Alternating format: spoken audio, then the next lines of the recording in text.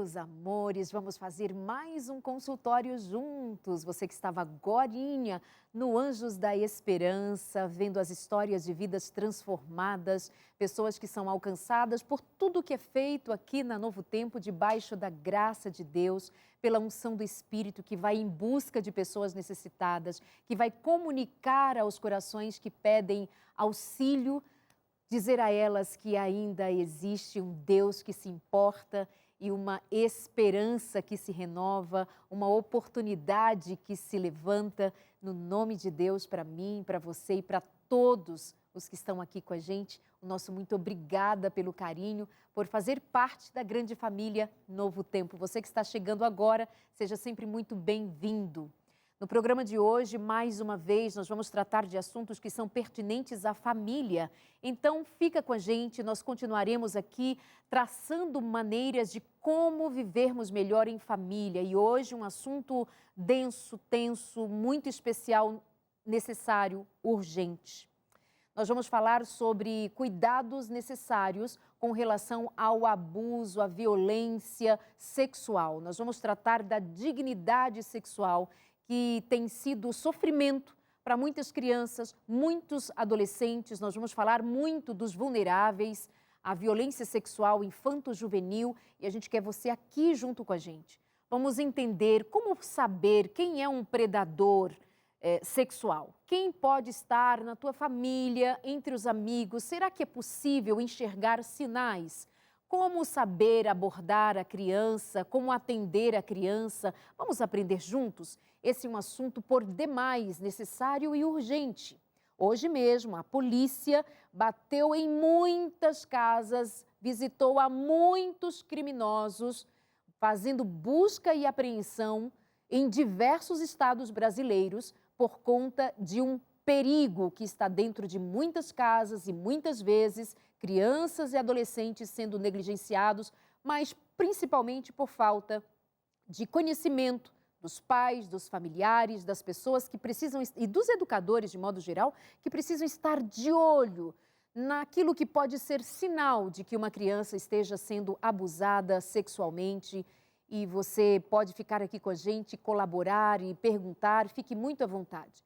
Minha convidada de hoje, ela é advogada, ela trabalha muito e há muito tempo na defesa dos direitos dos mais vulneráveis. Ela é deputada também, está concluindo mais um mandato, foi o seu primeiro mandato e tem sido um pilar muito forte no trabalho junto às necessidades de muitas famílias aqui no estado de São Paulo.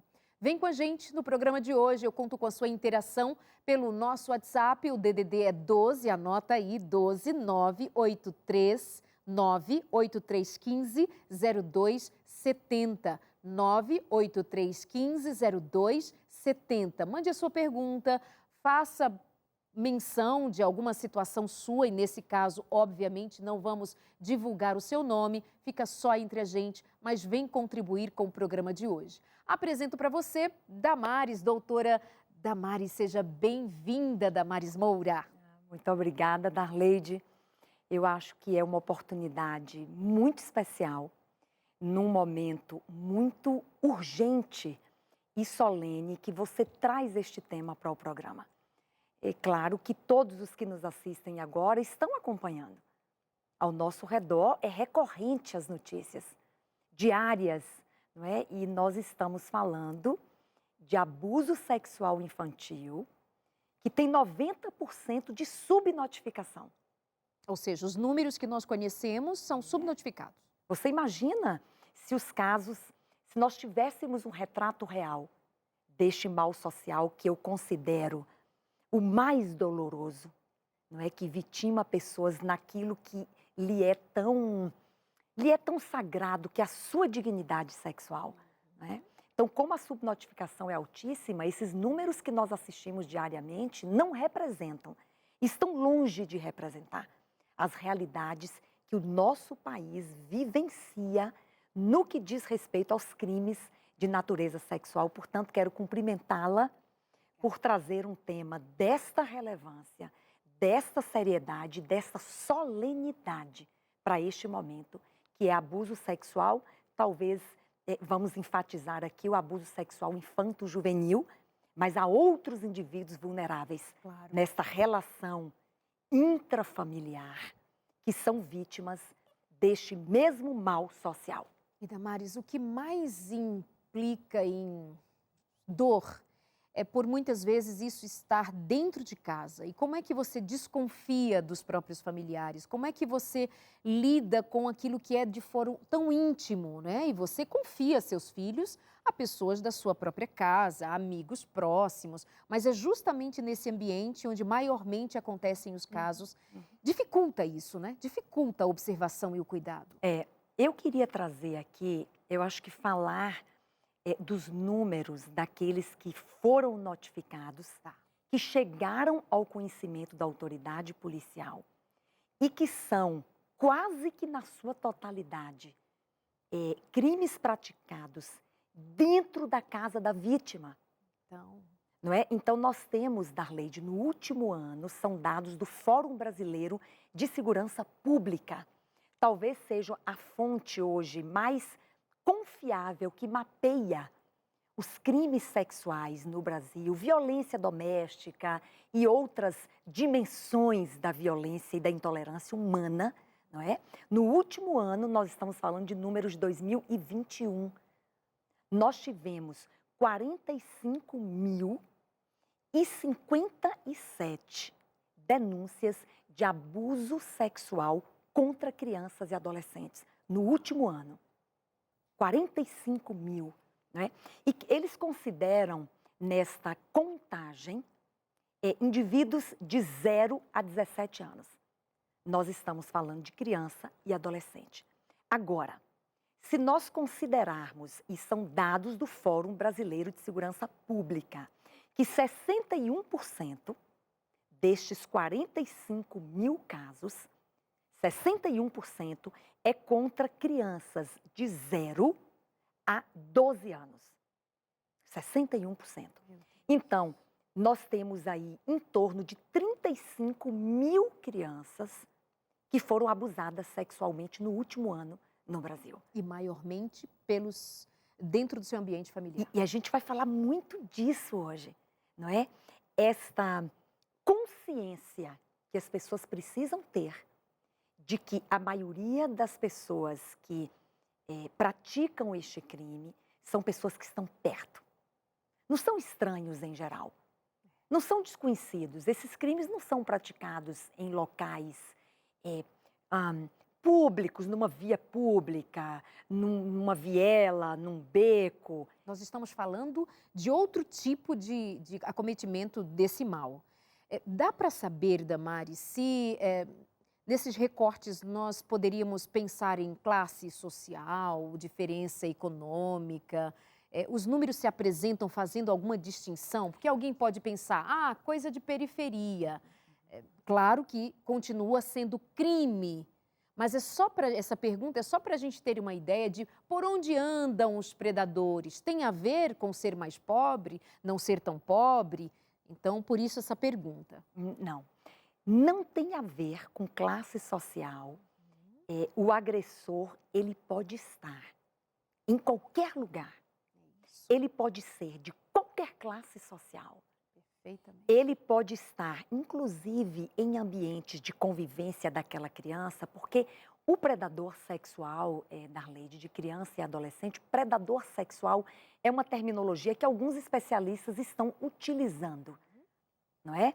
Então, ele observa esta criança nos espaços de convivência dela. Então, pode ser na escola, mas especialmente a gente está falando de parentes que frequentam a casa. A gente está falando de vizinhos que conhecem a rotina da criança e que também podem frequentar a casa dela, não é?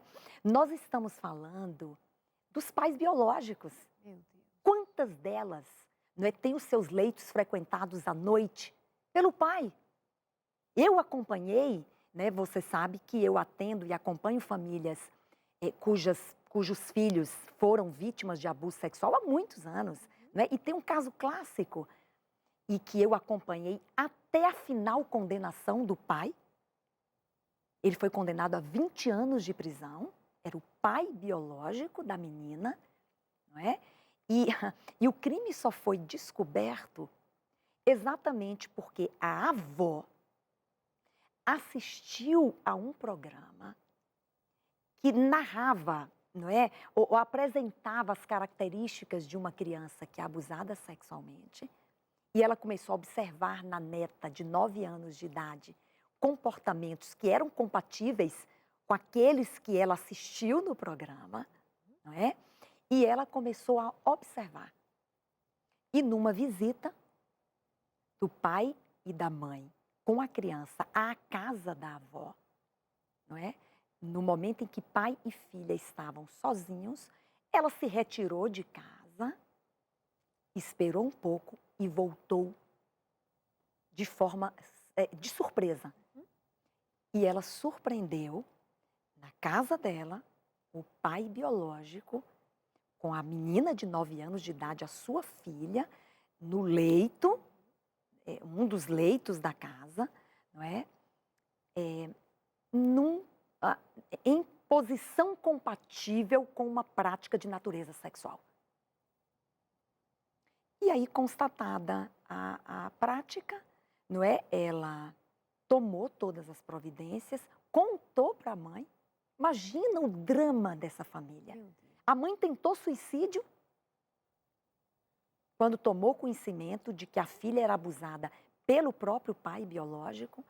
E eu entrei no caso para que a gente conseguisse, porque este é um crime que, se não houver evidências corporais claras, em alguns casos, o rompimento de ímen, não é?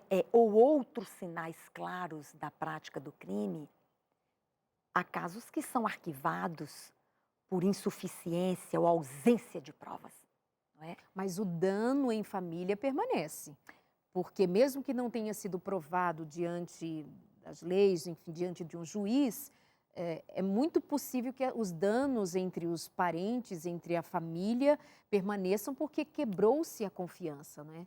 Darleide, essa família se dissolveu de imediato. De imediato. E você não acha que isso impede, é um impeditivo também para que muitos se calem, para que não haja a dissolução dessa família, para que não haja... O que vai ser se eu denunciar, se eu falar, como é que vai ser? O que a minha filha vai fazer? O que o meu genro vai fazer? O que a gente vai fazer com essa criança? Vai ser uma vergonha. Eu acho que isso é levado muito em consideração ainda, quando principalmente a gente vê casos em que não se dá crédito à criança, não se dá crédito à fala da própria criança. Recentemente, gente, nós vimos o caso de um menino que filmou o namorado da sua mãe, se não me engano, abusando dele, e ele ainda diz no vídeo: mãe, eu falei para você e você não acreditou em mim. Meu Deus, isso é de partir o coração.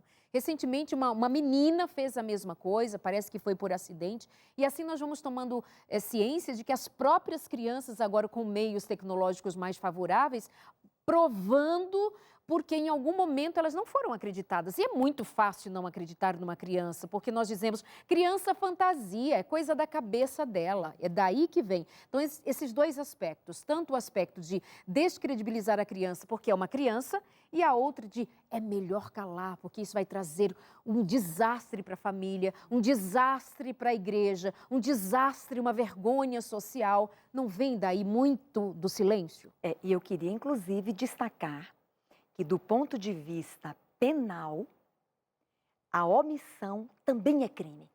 Yes. Toda prática, o Código Penal prevê que todo crime, ele é promovido por ação, quem fez, e por omissão.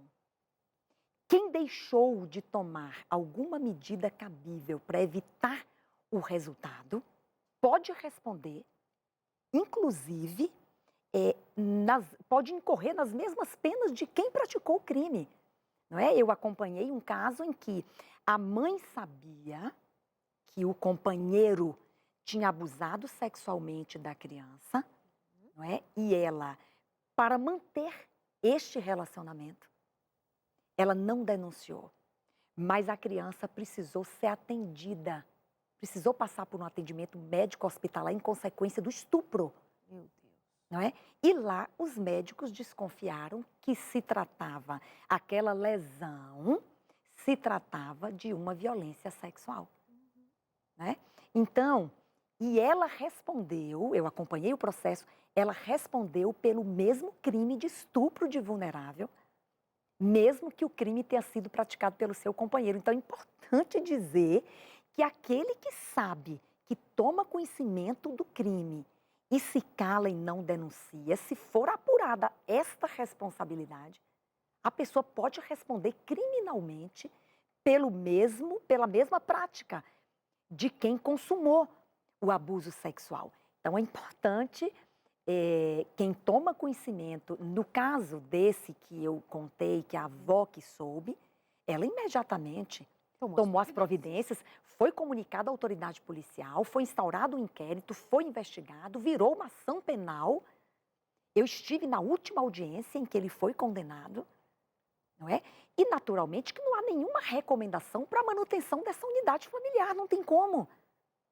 Não tem como uma criança conviver com seu abusador sexual. A recomendação é que, de fato, haja afastamento de vítima e agressor, imediatamente. Não é? E que a autoridade policial seja comunicada, mas que, especialmente, Darleide, esse indivíduo que sofreu a violência seja imediatamente encaminhado para algum atendimento psicológico.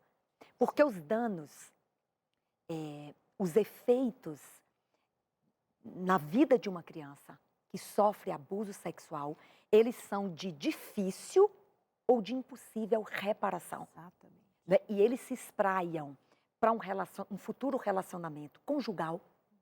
Né? As relações trabalhistas ficam comprometidas. Quaisquer outros relacionamentos de natureza social, né, resta comprometido por causa dos efeitos de difícil reparação de um crime de natureza sexual. Carrega sentimentos de culpa, carrega sentimentos de abandono, carrega sentimentos de desvalia, de insegurança, de sofrimentos que vão de ansiedade, depressão, síndrome do pânico, tentativa de suicídio.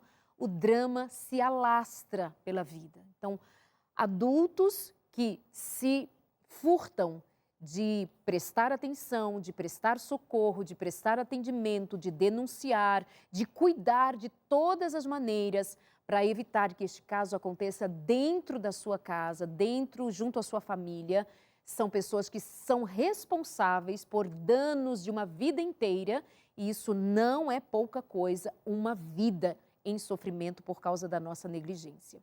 Nós temos uma interação agora, vou pedir para a produção jogar aqui na tela para a gente, anônimo, quando o pai não gosta que a filha feche a porta quando está no seu quarto ou no banheiro e também não quer que fique coberta com o lençol quando ele está em casa, isso já pode ser considerado um sinal? Não tenho coragem de deixar minhas filhas sozinhas com o próprio pai, o que fazer? Então estão ali os sinais. Não gosta que a filha feche a porta quando está no quarto ou no banheiro e também não quer que elas fiquem cobertas por um lençol. Seria um sinal, Damares? Olha, eu não tenho desprezado nenhum tipo de comportamento que gera alguma suspeita. Trata-se da própria mãe que está incomodada, não é? E ela está suspeitando desse comportamento do pai. Por que não pode estar coberta? Eu tenho um filho, né? Se meu filho fechar a porta do banheiro ou se cobrir com um lençol, são comportamentos tão naturais. Você fechar a porta do banheiro, você fechar a porta do quarto e você se cobrir, por que não pode fazer isso? Não, e é mais que natural, né, Damares? É necessário por uma questão de privacidade, mas se pensar no lençol, como assim uma criança não vai usar o seu próprio lençol? Lençol tem uma utilidade prática. Eu não desprezaria. Eu também não. Esses sinais todos, e tem tantos outros que a gente não pode desprezar e que precisa, a partir dessa suspeita que foi levantada, não é, desse impedimento que ele está impondo às filhas, eu prestaria bastante atenção. Não desprezaria este sinal que pode representar, sim, algum tipo de comportamento que coloque em risco a dignidade dessas crianças. Certamente. Aproveito para lembrar a você que está com a gente que nós temos uma profissional que já participou algumas vezes aqui no consultório, participou recentemente do Vida e Saúde, do Entre Família. Trata-se da psicóloga Leiliane Rocha. Ela tem ela tem cerca de 1 milhão de seguidores no seu Instagram, onde ela trabalha especificamente os cuidados em prevenir e reconhecer sinais de abusos sexuais. A criança precisa ser ensinada. A criança precisa ser orientada, claro que de maneira correta, muito bem direcionada, respeitosamente, para a gente não ir além do que deve ser dado à criança como instrumento de autocuidado, mas é dever dos pais considerar isso uma prática necessária para a sobrevivência, digamos assim. As crianças precisam ser orientadas. Então, produção, acho que se puder, daqui a pouquinho, põe aí o Instagram da Leiliane Rocha, psicóloga, Leiliane Rocha, psicóloga, confere, porque eu acho muito válido que os pais tenham mais pessoas e mais profissionais para recorrer de como orientar seus filhos neste caso. Você também tem profissionais que trabalham com isso, mas Damares, quais são as suas orientações no que diz respeito ao trato com a criança, para ela não ficar apenas indefesa no meio disso tudo? Eu acho que hoje, talvez foi-se o tempo em que a gente entendia que não podia tratar deste tema com as nossas crianças. Hoje é o contrário. Você precisa falar deste assunto com crianças e desde as mais pequenas. Não é porque se você aplicar uma linguagem adequada, Darleide, você pode tratar desse tema em qualquer faixa etária. Tranquilo. Eu já falei para crianças bem pequenas, e eu tenho uma conselheira muito competente, é uma médica sexóloga, ela é perita sexual, ela é responsável pelas perícias médicas em crianças que foram vítimas de abuso sexual num conhecido hospital aqui do estado de São Paulo, né? E aprendi muitas lições com ela, especialmente respondendo a sua pergunta, a forma de abordagem. Conforme as faixas etárias das crianças. Ela recomenda muito que, ao suspeitar, porque a criança que está sendo vítima, algum tipo de ruptura de comportamento vai acontecer. O corpo, ele fala. O corpo dessa criança vai falar. Agora, não vai significar nada para quem está despreparado. Um professor despreparado, pais despreparados, cuidadores despreparados, conselheiros tutelares despreparados, ele não vai ser capaz, não vai estar apto a identificar esses sinais que o corpo vai emitir, porque alguma ruptura vai acontecer. A criança era muito festiva e, de repente, ela se recolhe, não é?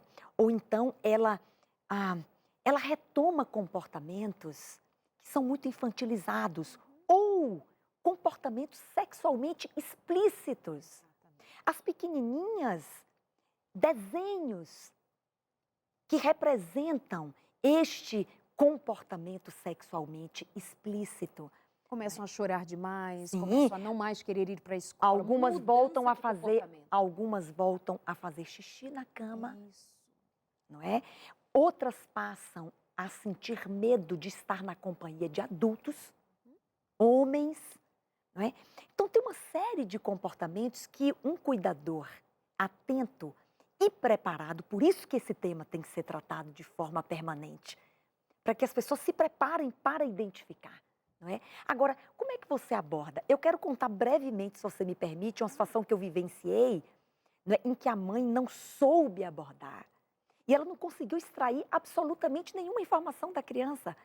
Foi quando ela me telefonou, era madrugada. Não é? A criança de 3 anos de idade passou o final de semana com o pai, eram pais separados, não é? E ao a criança retornar, ela foi fazer uma troca de fralda. Quando ela estava fazendo a troca, ela percebeu, não é? Na região íntima da criança, que havia algo bastante errado. Né? E aí, no desespero, não é? Ela respondeu, ela queria que a criança respondesse, mas ela já estava induzindo a criança a responder o que ela queria ouvir. E a criança se fechou. E não dizia nada. Tem que ter um meio, tem que ter a técnica. Ela me ligou desesperada, eu falei, vamos recomeçar. Né? Você vai brincar, você vai criar um ambiente de segurança, não é? Você pode, inclusive, apontar para o local, mas de forma lúdica, de forma leve, não é? Vai deixando a criança segura para relatar. E a criança contou. Naquela madrugada, ela gravou, não é? E na manhã seguinte, nós já encaminhamos a mãe para a autoridade policial, que na sequência encaminhou para o exame de corpo de delito a criança, e na sequência todas as outras providências de natureza policial e criminal contra o próprio genitor. Então, principalmente, não induza a resposta.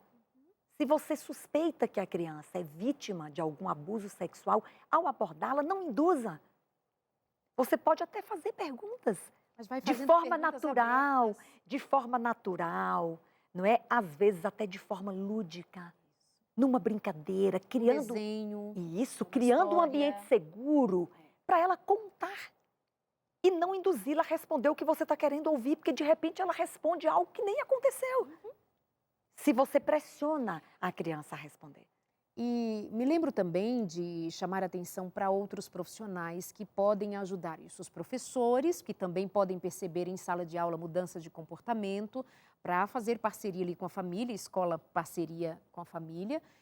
Dentistas também, que atendem crianças e adolescentes, por perceberem na boca vermelhidão, alguma coisa que seja suspeito para a condição bucal daquela criança, daquele adolescente. Fica esse alerta também para que nós todos estejamos de alguma medida em alerta, porque vejam, nós não estamos falando de alguma coisa que acontece nos rincões, que acontecem nos palácios, isso acontece em todos os lugares. Pode estar acontecendo dentro da sua casa, mas, meu Deus, Darleide, você está me colocando com medo. Desculpa. Eu prefiro você com medo do que uma criança sozinha, negligenciada, sem o cuidado dos adultos que deveriam estar ali para cuidar. Hoje, precisamente, uma mentorada minha me dizia, Darleide, eu não lembro o número de homens que abusaram de mim quando eu era uma garota. Eram os amigos do meu pai, eram os amigos do meu avô, era meus primos, era o primo da minha mãe, era gente que estava na minha casa. Você sabe que é uma criança dizer, eu não lembro o número de homens que passavam a mão, que me fazia sentar no colo, que me pedia para beijar na boca, e diziam, não conta nada, fica quieta, isso é uma brincadeira, e faz todo um jogo, e faz com que a criança fique naquele meio perdida, sem ninguém para ajudá-la. Então, a gente prefere você com medo, você assustada, que é adulta e pode dar conta disso, do que uma criança. Não é, Damares? Sim. Eu queria adicionar, Darleide, e você mencionou aí a respeito quem é esse abusador. Vamos fazer o seguinte, vamos para o intervalo para você dar a resposta completa? Tá bom. Nós vamos rapidinho para o intervalo, gente. Antes de ir, então, aproveito só esse tempinho para lembrar a você que está chegando aí, final de ano, as contas não estão fechando, você já viu que o 13º talvez não dê para bater as contas ali do mês, e aí como é que vai começar o ano? O que a gente faz? A Novo Tempo preparou e está distribuindo um guia de estudo somente sobre a administração das suas finanças. A revista Esperança Novo Tempo agora tratando de educação financeira à luz da Bíblia. Mas, além de ser um guia de estudo com todo o conhecimento que a Bíblia nos traz sobre gerenciamento das nossas finanças, tem também aqui recursos que são muito precisos, como gerenciar, como investir, como comprar, como não sofrer prejuízos. Tem uma série de assuntos aqui que são todinhos feitos especificamente para você que quer administrar melhor as suas finanças. Como é que faz para receber? Vai comprar? Vai receber um boleto aí em casa? Na dica de nada. Você só vai mandar uma mensagem agora dizendo, eu quero receber o guia de estudo sobre finanças. Aqui em casa, o abuso está sendo financeiro. Então, tá bom, entre em contato com a gente, pede o seu guia de estudo agora. O nosso WhatsApp é o 12 98244 4449. 98244 4449. Não vai pagar nada por isso. Só me manda uma mensagem agora dizendo: Darleide, eu quero o guia de estudo para administrar as minhas finanças e a gente vai mandar para você, tá bom? Um beijo para você, nós vamos para o intervalo rapidinho e já voltamos falando aqui sobre dignidade sexual das crianças e dos adolescentes, dos mais vulneráveis. E a gente conta com você logo depois do intervalo. Até já!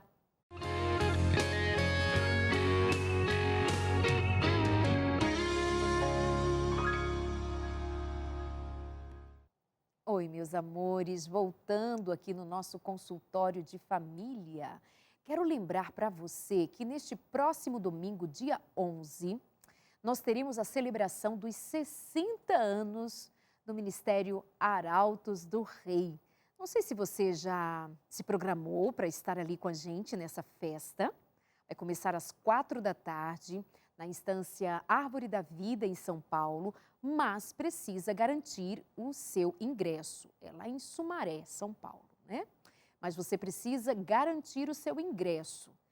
Eu não sei se nós temos...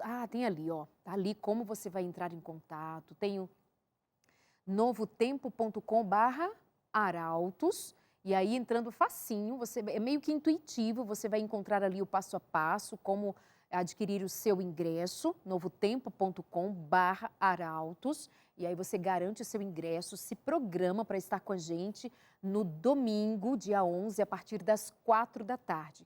São 20 formações, são cantores de todas essas formações que estarão como foi na comemoração dos 50 anos, que foi simplesmente emocionante. Você vai poder acompanhar agora os 60 anos, ou seja, 10 anos depois estamos juntos nesta linda celebração. E eu, se fosse você, não perderia. Pode ser a última vez que nós estejamos reunindo as 20 formações, porque ninguém é eterno, né? E a gente precisa dar conta de, enquanto estivermos aqui unidos, reconhecermos as bênçãos de Deus, o que foi que o Ministério Arautos do Rei e a Voz da Profecia juntos têm feito ao longo do tempo para levar Jesus e levantar a voz para dizer que nós continuamos crendo que Jesus breve voltará. Então vem com a gente participar dos 60 anos de celebração de aniversário dos Arautos do Rei. Eu estarei lá pela graça de Deus. Então entra aí no novotempo.com/arautos e você vai saber como comprar, como adquirir o seu ingresso. E nós vamos continuando aqui hoje conversando com a doutora Damares Moura sobre o tema dignidade sexual de crianças e adolescentes. Nós escolhemos esse recorte dos que são mais vulneráveis e da necessidade que as famílias, que os professores, enfim, que as pessoas estejam muito atentas no cuidado com perceber os sinais, perceber mudança de comportamento, saber identificar um predador sexual, um abusador sexual e, pasmem, nós já dissemos e volto a dizer, o mais difícil é que geralmente são pessoas do círculo íntimo. São pessoas muito próximas, conhecidas da criança e da família, e que muitas vezes não levantam suspeitas. Então, nós temos que aguçar o nosso olhar. Precisamos de treinamento, precisamos de cuidados. Então, isso nós estamos oferecendo aqui para você, mais uma vez, a oportunidade de se debruçar sobre esse tema, conversando hoje, mais uma vez, com a doutora Damares Moura. Damares, nós já temos ali algumas interações, então eu vou chamar para te dar a oportunidade de nos ajudar com as devidas respostas. Produção, pode jogar aí. Vamos lá. O assunto dignidade sexual se limita apenas ao contato físico? Sim ou não, Damares? Não se limita. Não é? A satisfação, Darleide, do prazer sexual do abusador, muitas vezes não envolve um contato físico. E eu estava lendo recentemente, e hoje com a internet e esta multiplicação de conteúdos de natureza pornográfica, não é? Há abusadores que se satisfazem sexualmente em apenas ter uma criança presenciando, assistindo um ato sexual. Então, isso faz parte do conjunto do prazer, daquele abusador. E há casos em que ele se satisfaz com a criança assistindo, alguém filma aquela cena e é produzido um material pornográfico para ser vendido, para ser distribuído, não é, pela internet. Então, muitos crimes são praticados aí porque a divulgação de conteúdos, o armazenamento de conteúdos, se tão somente alguém armazenar um conteúdo dessa natureza envolvendo um vulnerável em seu computador, em seu celular, e isso for identificado pela autoridade policial, você vai responder por um crime de armazenamento de conteúdo sexual com vulneráveis, não é? Então, não é apenas o contato físico com a criança, e aliás, esse contato físico, ele se dá de diversas formas, não é apenas a conjunção carnal, a relação sexual propriamente dita, qualquer contato que tenha natureza sexual. E aí é super importante dizer que esse predador sexual, não é, de crianças e adolescentes, não é, ele não age por impulso, ele não age de improviso, é perfil. Ele planeja, ele prepara, ele acompanha, não é? Ele sabe da rotina daquela criança e principalmente, Darleide, em geral, o uso de força também é utilizado para a prática deste crime. Mas quando se trata de crianças muito pequenas, o preparo é exatamente o convencimento. Ele se apresenta um indivíduo com altas habilidades. É mito, vamos derrubar um mito aqui agora. É um mito que o predador sexual é alguém esquisito, é um monstro, é uma pessoa estranha. Isso é mito. Pelo contrário, ele tem altas habilidades de convencimento, não é? E ele precisa, inclusive, dizer para essa criança que tudo aquilo que está acontecendo é normal, é carinho, é bom. E ele, inclusive, em muitos casos, presenteia. É muito comum as promessas de viagem, de presentes, não é? De visitas a lugares, a parques. E o uso de força para crianças pequenas é incomum. Em geral, é o convencimento a partir das altas habilidades que esse indivíduo tem e que você jamais diria. Não é? Então, não tem esquisito, não tem monstro, não tem outro mito. Todo abusador de crianças é um pedófilo. Errado. Apenas 20% dos abusadores de crianças e adolescentes têm um diagnóstico de pedofilia, que é uma doença. Tem CID. A Organização Mundial de Saúde considera a pedofilia uma doença. Apenas 20% são pedófilos.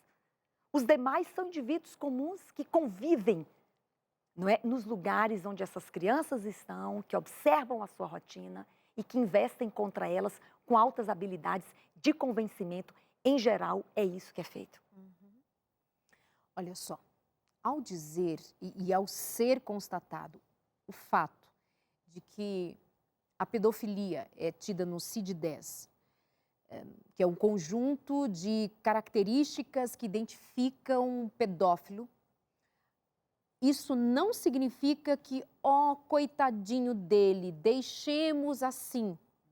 Nós precisamos, de qualquer forma, em todas as hipóteses levantadas, tirar a criança do contato do pedófilo, do abusador, de qualquer pessoa que traga sofrimento contra a dignidade, que atue contra a dignidade da criança e do adolescente, de qualquer pessoa. Por que eu digo isso? Porque já há movimentos, doutora Damares, de que seja tratado com uma certa naturalidade a própria pedofilia. Gente, nós não estamos falando de um mundo de brincadeira. Viver neste planeta Terra hoje não é para amador. Tem que se profissionalizar para viver aqui na Terra diante das atrocidades, das loucuras propostas de tratar a pedofilia como um comportamento sexual aceitável. Ou seja, nós aceitaríamos que crianças estivessem sendo abordadas por criminosos, pelo amor de Deus. E isso também me faz lembrar, mais uma vez, do cuidado que a gente precisa ter para não se furtar ao dever de cuidar com a seriedade que isso pede. Vou chamar a atenção de líderes religiosos, pastores. Outro dia, uma ovelha desgarrada de um pastor disse ter ouvido do seu líder: a igreja é igreja, não é delegacia. Então deveria ir para a delegacia ele e a vítima, quem denunciou, porque este pastor, este líder, precisa ser levado às autoridades como cúmplice. Então isso serve para pessoas que estão lidando com crianças e adolescentes, grupos uma coisa que os pais precisam atentar, né, Damares? O cuidado precisa ser grande, até mesmo no que diz respeito a deixar filhos e dormir na casa de amiguinhos, de outras. O que dizer dos pais? Não, mas é muito conhecido. Não deixa. Quem é o pai? Quem é o que está lá naquela família? Tu conhece? Tu se responsabiliza? Se você está de olho na criança ainda, perde muitas vezes de vista e você deixa seu filho para a festa do pijama na escola, na casa de fulano, na casa de cicrano, no aniversário de cicrano, sem você estar junto? Ó, acampamento, acampar sem pai e sem mãe? De jeito nenhum, só se você quiser depois amargar duras penas. Olha o que eu estou te dizendo. Darleide, quando eu faço palestras para pais, eu costumo fazer uma pergunta bem simples. Você sabe com quem o seu filho está agora, nesse momento? Você sabe com quem ele está conversando na internet? Né? Você sabe o que ele está vendo? Recentemente, isso foi noticiado na grande mídia, porque são tantos casos que a gente não consegue nem mais identificar. Né? A criança conversava com um desconhecido nessas salas de bate-papo, enfim, hoje não é mais sala de bate-papo, hoje tem outras formas de comunicação. Não é? E o indivíduo se apresentava como uma criança, como ela. Não é? E começou um relacionamento muito próximo de promessas, e ele prometeu a ela uma viagem. E ela acreditou, ela anoiteceu e não amanheceu em casa. Quando a mãe chegou no quarto, ela tinha levado algumas roupas e foi embora com esse desconhecido. Né? A polícia encontrou em outro estado, já abusada sexualmente. Né? Então eu pergunto, você sabe onde seu filho está agora? Com quem ele está? Com quem ele anda? Com quem ele conversa? Com quem ele tecla na internet? Né? Porque muitas pessoas se aproximam dessas crianças. E aí nós estamos falando de desconhecidos, mas eu quero enfatizar, não é que o mito mais perigoso é achar que o abusador é um estranho, é um desconhecido, é alguém que a criança pode se deparar num lugar distante da sua casa. Não é. A maioria dos casos, dos registros, trata-se de alguém próximo, que conhece bem a criança. É um vizinho, é um parente, é um amigo. Recentemente, eu até encaminhei para você, mas você já sabia, foi o tio-avô. Foi o tio-avô da criança de 6 anos de idade, não é, que abusou sexualmente. A criança filmou Isso. e mostrou para os pais, quer dizer, além da idade do abusador, era alguém muito próximo, né? Uma outra coisa que é mito, em geral a gente imagina que as meninas são o grupo mais para o qual se endereça mais o abuso sexual. Meninas, elas são a maioria das vítimas, mas os meninos também são vítimas de abuso sexual. Portanto, vamos cuidar das meninas e vamos cuidar dos meninos. E eu tenho falado muito, Darleide, sobre a importância de trabalhar este tema com as crianças numa perspectiva da valorização do seu próprio corpo. Não é? Você sabe que eu sou autora de uma lei, está em vigor no Estado de São Paulo, a Lei 17.337. Cria o primeiro programa de combate ao abuso sexual nas escolas. E o que é essa capacitação? Nós já capacitamos no Estado de São Paulo quase 20 mil professores. De que trata essa capacitação? Primeiro, para ajudá-los a estarem aptos a identificar. Porque o professor conhece o aluno e ele tem que perceber rupturas de comportamentos que podem significar alguma espécie de violência e de abuso. Então, primeiro ele vai estar apto a identificar. Quando identificar, ele tem que estar apto a saber o que fazer, como abordar a criança, para onde encaminhá-la, como é que a gente amarra isso, como é que a gente oferece atenção para essa criança, não é? Mas, principalmente, eu tenho falado sobre os professores trabalharem a valorização do corpo da criança. Os pequenininhos, eu já falei para eles, é extraordinário, porque você não se trata de educação sexual, você não precisa nem falar essa palavra se você não quiser para um pequenininho, mas você vai falar do corpinho dele. Quem pode pegar? Quanto tempo alguém pode tocar? Quem não pode tocar? E a gente brinca com o semáforo, o sinal vermelho, amarelo e verde. E eles entendem essa linguagem, não é? E eles aprendem, inclusive, ensinar as nossas crianças a se defender. E eu falo nas minhas palestras, primeiro, ela tem que ter pelo menos um número de telefone de cor na cabeça. Ela tem que ter pelo menos uma pessoa em quem ela confia plenamente para contar e romper o silêncio, porque muitas só fazem isso depois de adultas, porque ela não tinha ninguém que ela pudesse confiar. Depois, ensine a gritar.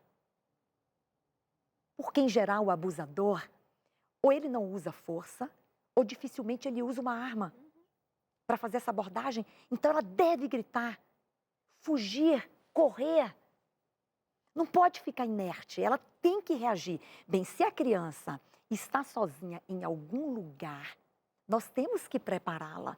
Parece uma linguagem estranha essa que eu estou agora. Não. Essa abordagem, nós temos que preparar as nossas crianças para se autodefenderem de um abusador. E a primeira autodefesa é o que você disse anteriormente sobre conhecer o corpo, sobre valorizar esse corpo, reconhecer esse corpo como uma propriedade a ser cuidada e amada. É quando você vai trocar a fraldinha da criança, você mesma ir com toques leves, com carinho, pedindo licença, que a mamãe vai trocar, mas o seu corpinho é precioso. É nesse diálogo amoroso, gentil, na hora de dar banho, na hora de vestir a roupinha, você vai falando à criança, olha, aqui são as partes íntimas, dá o nome correto, não é pepequinha, piu-piuzinho, a gente dá o nome correto. Isso dá à criança o saber de que o braço, pernas, pés, olhos, nariz e os seus órgãos genitais têm nomes. Isso. Tem vulva, vagina, pênis. A gente dá um nome para a criança se familiarizar com as partes do seu corpo sem fazer distinção. Nariz não tem apelido, orelha não tem apelido, pescoço não tem apelido, mas as partes íntimas têm. Por quê? Denota algum segredo? Então, é nesse tipo de educação que a gente vai orientando a criança a saber o que é seu íntimo, são as partes que ficam cobertas.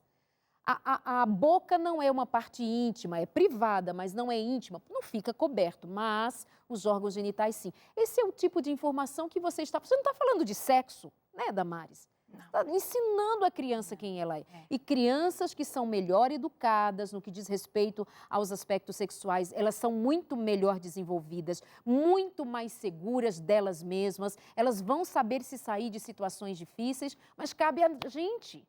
Cabe aos pais, cabe às famílias. Você falava de uma profissional que tem a perita criminal. Eu acho que a gente pode deixar ali, ela também está oferecendo um curso, né, gratuito. É um curso de capacitação exatamente sobre crimes sexuais contra criança e adolescente. E é extensivo a pais, professores, cuidadores, conselheiros tutelares, todos aqueles que trabalham com criança, que se relacionam com este tema. Só um pouquinho, Damares, ali está o seu @ né, para quem quiser falar com a doutora Damares. Não, esse é o da doutora Mariana. Aquele ali da Mariana. Isso. Eu estou de ocrinho e não estou enxergando bem.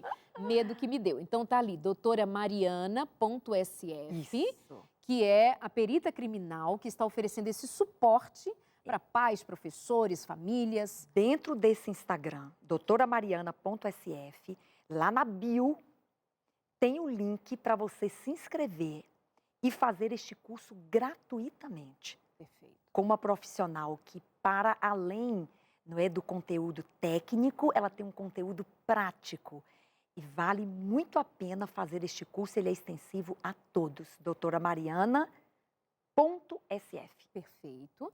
Agora eu vou pedir, produção, que ponha na tela o site da doutora Damares, onde vocês também podem encontrar cartilhas prontinhas, com orientações muito claras, específicas e fáceis de vocês assimilarem no site damaresmoura.com.br, que é o site da doutora Damares, minha convidada de hoje, tá bem? Advogada, deputada para o estado de São Paulo, daquelas que trabalham muito para o bem-estar das famílias e não é de hoje, não é porque ela se tornou um agente político, ela sempre foi de atuar apoiando as famílias nestas causas difíceis. damaresmoura.com.br. Então já te demos hoje 3 caminhos com 3 profissionais para te auxiliar, além do programa aqui de hoje, que já é uma porta aberta para você. Mas nós falamos da perita Mariana, doutora Mariana, já indiquei para você a doutora Leiliane Rocha e já indiquei para você, obviamente, a doutora Damares Moura, neste site aí também. Entre em contato, faz a tua parte, tá bom? Depois a gente pode voltar a colocar isso. Já estamos finalizando o programa, minha amada. E o que a gente não pode deixar de colocar ainda no programa de hoje, Damares? Diante da urgência e de tanto conhecimento que você tem. Eu acho que os pais brincam muito e são brincadeiras que comprometem este valor que o corpo da criança tem que ter. Perfeito. Né? Então, eu estou aqui, eu não recomendo qualquer tipo de brincadeira, qualquer tipo de exposição, até porque, Darleide, crianças desnudas, hoje, não é, o perigo e o risco de você exibir nas redes sociais, não é? Porque as redes sociais hoje são um instrumento arriscado, não é? Para você expor a fotografia de uma criança desnuda, mesmo que não seja completamente desnuda, porque há olheiros que estão atentos a esse tipo de exposição e eles captam aquela imagem e ela pode ser, inclusive, comercializada. Então, a criança de calcinha, de Exatamente. cuequinha. Não faça mas isso. É pequenininho, é bonitinho. Não faz isso, criatura. Tem sites especializados, tem criminosos de olho. Exatamente. Então, essa conservação do corpo da criança, o trato respeitoso que os próprios pais têm quando eles estão dando banho, trocando, você já mencionou isso, não é? Para com o corpo da própria criança, cria esse ambiente de autovalorização. Mas, principalmente, o que eu queria apelar para todos aqui, precisa denunciar toda forma de exploração, que não necessariamente é o abuso é a satisfação da própria lascívia. E a exploração, em geral, é para obtenção de lucro. São pessoas que utilizam o corpo da criança para a produção de material pornográfico que vai ser comercializado. São crimes gravíssimos que precisam ser denunciados. O silêncio, Darleide, ele impede, não é, que a vítima acesse um atendimento adequado. Então, pais, onde seu filho está, com quem está conversando, perceba as rupturas de comportamento, são determinantes, né, para que uma criança seja salva. São milhares de crianças abusadas por ano neste país e nós precisamos participar dos esforços para salvar a nossa infância. Muito bem colocado, doutora Damares. Vamos dar um número para denunciar? Pode ser.